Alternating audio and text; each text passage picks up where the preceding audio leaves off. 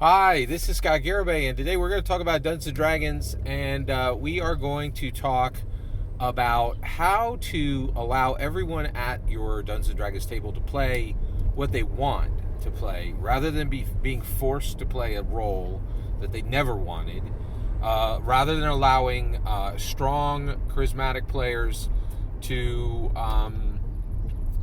pigeonhole other players, right?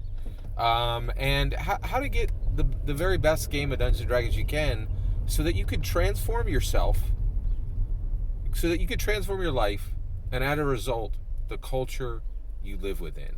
Exactly as Joe Manganiello just said that you can do with Dungeons & Dragons. That you don't need to, that Dungeons & Dragons, and, I think really Joe Manganiello was telling people, when you say words like, hey, Dungeons & Dragons is about transforming your life, and as a result, the culture you live in, we're moving away from cutting goblins in half. We're moving away from having fun with the game. You don't transform your life and the culture within that you live within by having fun. You can leave that for, fun is fun. It's the reward you sought. It's the reward you got, right? And that's all there is there, and that's really all there is to it. You are not really getting anything of value there, right? And so it really is, I'm just really fascinated by this transformation. Like 2023 spring D&D Direct really changed Dungeons & Dragons dramatically. We're no longer in the age of, hey, we're here playing for fun, right? Like Joe Manganiello set the bar. He's like, D&D is to use to transform your own life, and as a result, the culture you live within. That is the correct way to play Dungeons & Dragons. And Joe Manganiello, I'm not just the only one saying it now. Joe Manganiello is saying it flat out, right? Like, and Hasbro is stamping that, right, with the certificate of Dungeons & Dragons. That's powerful. We're in a new day, right? Like, so let's forget the noise, right? And one of the things I want to do right now is, I think at every single D&D player, at every single D&D table, we need to kill the noise, and nobody fills the roles ever again. Now, what am I talking about here? All right, if you've been around, you know what I'm talking about, right? Fighter, rogue, wizard, cleric, right? And basically, you're going to get these sad sack players at your table who are like, if you ask everybody, like, if you come to the game, right, and you're going to, this is what's going to happen. You got 4 players, right? Sally, Charisse, Rebecca, and Darlene, right? And they go around and you say, what do you guys want to play, right? And it's going to be fighter, fighter, fighter, and then let's pick the last, bard, right? So everybody's like, yeah, let's get into it, man, I'm ready, right? But Sally's like, no. I'm playing a fighter. You got to play the wizard. You got to play the rogue, and you got to play a cleric. And the reason why is that, where are we going to get our healing from? Who's going to open the traps, right? Who's going to cast Mage Hand when we need to get the keys, from the guard, right? No. That's not optimum usage of of our player characters, right? We're going to be weaker than if we just play the role. So I picked the traditional role, right? And the rest of y'all need to get in line, right? And this has to die. This has to die, right? If you ever get any player at your table who is trying to convince somebody to play something other than what they wanted to play, you need to shut that noise down fast. All right? There's lots of ways to do it. I'm not going to take the time here to tell you how to do it. I'm trusting that you know. If you don't, let me know in the comments. I'll do another video on how to get that done. All right? But the reality is, you need to shut that down. Right? Like, no two ways about it. Right? And the reality and the reason why is, three fighters and a bard is a unique play set, right? It's a unique configuration that's going to give you a truly dramatic and really incredible play experience, right? And the moment you have somebody saying, hey, I want optimal play from these player characters rather than optimal joy for these players, you get the wrong person at the table, right? Like, now the reality is, you don't need to get rid of that player. You need to fix them, okay? And I honestly very much believe that we can fix our players. So larger subject. And don't get it twisted. Some weeks they fix us, right? Like, it's absolutely a thing. All right, and you're like, wait, Scott, players fixing players, and players, dungeon masters fixing players, and players fixing dungeon masters. What do you think transformed your lives and changed the culture you live in? You think that was done cutting goblins in half? It wasn't. I can tell you right now, those people were seeking top tier Dungeons and Dragons, and they were doing something that was unusual and that was frowned on by the vast majority of D&D players, because frankly, I don't think anybody past Gary Gygax himself and then me has really ever understood exactly what this game was until Joe Manganiello opened his mouth and gave a clue that he knew what it was, and is trying to tell you exactly what it is, right? It's a tool for transforming your life, and as a result, changing the culture you live in, right?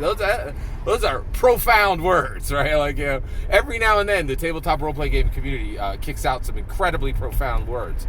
In the fall of 2022, Ben from Questing Beast laid it on the line and explained exactly why every D&D 5e dungeon master is worth 50 OSR game masters, right? It's incredible. Like, every now and then you hear words that you have to listen to, right? It's critical, right? So you have this situation where, so basically you want to get rid of the rolls, and the reason, but once you get rid of the rolls, right, it means you're in this situation where you now got 3 fighters in your group, right? How do you make that look different, right? And I'm going to tell you exactly how you make that look different. All right, so I am now going to discuss the television show Winning Time, The Rise of the Laker Dynasty. This is an incredibly powerful story that every dungeon master needs to watch immediately. Unless you're 12 to 17, then you can watch it when you're 18. All right, this show is phenomenal. It's one of the best television series I've ever seen, and it is absolutely filled with life lessons, right? But it's also filled with dungeon master lessons, and I'll give you one right now. All right, so this is the story of how Dr. Buss, a guy who is literally a rocket scientist, actually became a NBA team owner, and how he transformed the Lakers from a massively losing team to the second greatest dynasty, team dynasty that the NBA has ever seen. So far, the NBA has had 3 dynasty teams. The Celtics are the third and last greatest, and they got there with Larry Bird, and they had an incredibly strong run, right? And then there was the Lakers, and the first is the Chicago Bulls. The Chicago Bulls are a dynasty that absolutely do surpass the Lakers. But this story of the rise of the Laker dynasty is truly incredible, right?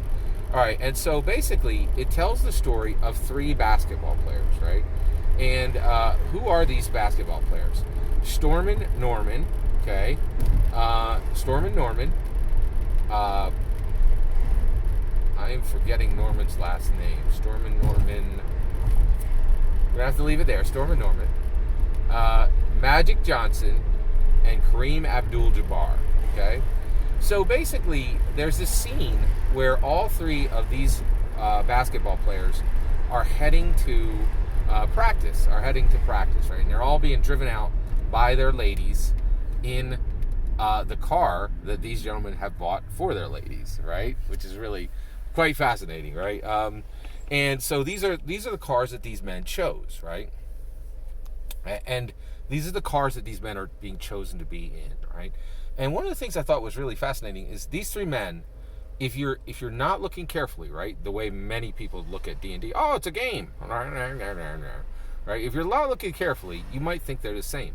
They're all African-American men in the 80s. And they're all African-American men in the 80s. They are all basketball players. They are all NBA basketball players. Top tier, right? They are all near the top of performance within the NBA, right? Okay?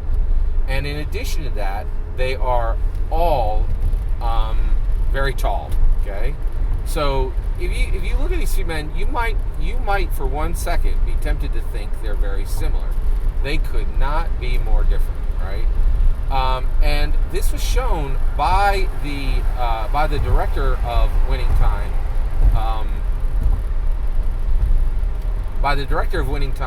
rise of the Laker dynasty in the cars that they're being driven in, right? So Magic Johnson, he is heartland, he is honest, he is heartfelt, right?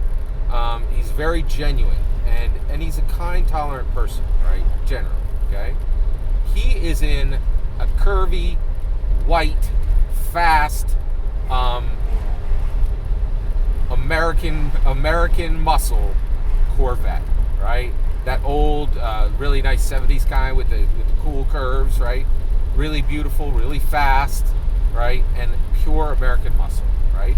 And this car choice, it really shows exactly who Magic Johnson is. He's this really distinct, special man who is, he's this really distinct, special guy who really is very heartland and really loves America, right? Next, you have Stormin' Norman. Stormin' Norman is a modern, sophisticated player, right? He is an NBA player, and he is actually building himself a life in in the NBA, right? But he also has his irons in the fire elsewhere, right? He has his own clothing shop, right? And he's also starting to open his own businesses so that he's going to be taken care of, and he's going to be wealthy after the NBA. He is very business-minded. He's very sophisticated and modern. His car is a 911 Porsche with the big whale fin, right? Very, very cool, right? And very, like, clockwork, right? Very sleek, fast, right? And using, using the whale fin for downforce, scientific, very business-minded. Really, it was a beautiful picture of who this man was, sophisticated and modern, right? And last, Kareem Abdul-Jabbar, right? He is in, and of course the the Porsche 911 in the show is navy, right? Very, like, almost like a business suit, navy, right? Very business-minded, right? Last, Kareem Abdul-Jabbar is in a gorgeous, right, 1960s light blue, sky blue, right, Carmen Ghia, right? Now, a Carmen Ghia is actually an Italian car, and it's very, very unusual vehicle, right? Very beautiful vehicle, but also very foreign, right? And Kareem was not signed on with America. He had a lot of problems with America. He had a lot of anger with America at the time. He really didn't feel that America overall was treating the black man, the black woman with respect or kindness. And it was very fair to say he was pretty anti-American at the time. And this is shown by the choice of vehicle he's in, right? The Carmen Ghia. But at the same time, Kareem Abdul-Jabbar had hope, right? And he wanted to use his position of power to change things. And he thought he could. He actually thought he could change America by playing basketball. And that is a sky blue vision, right? Just like the vehicle was sky blue. It's this beautiful vision, right, of who he is and what he wants to accomplish, right? So 3 men, 3 pieces of equipment that perfectly describe each man, right? Now, we could do this in Dungeons & Dragons, right? You got 3 fighters, right? Sally and Darlene and Rachel are all playing fighters. So how do we make them different, right? I'll just give you my ideas, right? +1 magic sword with flame, right? With a +1 magic sword with a flame strike. And when that flame strike occurs, anyone who is struck with it gets an extra d6 of flame damage, and immediately they are caught on fire, right? Their clothes are burning, that character is burning, and they're going to need to take action to put out the flames, right? And this represents a fiery, attack style of Sally, right? So let's talk about a +1 sword of invisibility, right? When you grip the sword, you immediately turn, and you make a mental command, you immediately turn invisible until you successfully attack, right? So that means if you miss, you remain invisible, right? But if you successfully attack, you immediately become visible, right? And you're invisible for 1 quick moment, and you could use your bonus action, right, to set your invisibility again, right? So you're going to be blinking on and off the field. Your visibility is going to be very low. This is to represent a fighter who maybe really didn't ever want to be a fighter, and they're only fighting because they know that the world needs them to fight right now more than ever, right? And they're not there because they want to be, but they're there because they have to be, right? And they're just trying to be to get the job done and then get back to their world, right? Their home, right? And it kind of paints a picture of Rachel's fight, right? And last, right, the Bone Knock, +1 magic sword. Whenever it hits, it actually chips. A successful hit, it chips directly into the bone. The blade of the sword chips directly into the bone, right? And until the fighter releases the handle, the person that they've struck and done traditional damage to, right? D8, which is a long sword. That person is grappled, and they're not going to be able to be released in any possible way from the attacker who just attacked them with the long sword, right? And then what does that fighter do once they have grappled with one successful strike with the Bone Knock, right? They fight in a different way, right? Really unique, really special, right? And so this is, and so to me, that's how you get it done. That's how you use equipment to show that three people who seem very similar are not similar at all. Every single word of that is my humble opinion. What's important is when I get to hear your humble opinion. When you get in the comments and send your traffic, please consider liking and subscribing, and have a wonderful millennium.